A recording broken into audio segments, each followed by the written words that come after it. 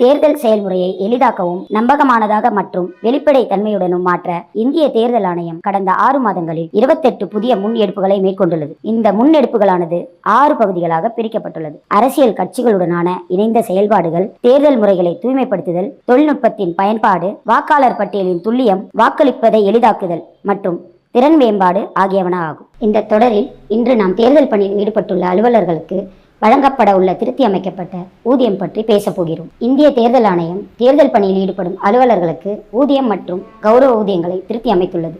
இதற்கு முன் இத்தகைய ஊதிய திருத்தம் 2014 முதல் 2016 இடையில் நடைபெற்றது. இதன்படி வாக்குச்சாவடி நிலை அலுவலர்கள் ஆண்டு ஊதியம் இரட்டிப்பாக்கப்பட்டுள்ளது. அதனுடன் மேற்பார்வையாளர்கள், தேர்தல் பணியாளர்கள், மத்திய ஆயுத போலீஸ் படை உறுப்பினர்கள் மற்றும் கண்காணிப்பு குழுக்களின் ஊதியங்களும் திருத்தப்பட்டுள்ளன.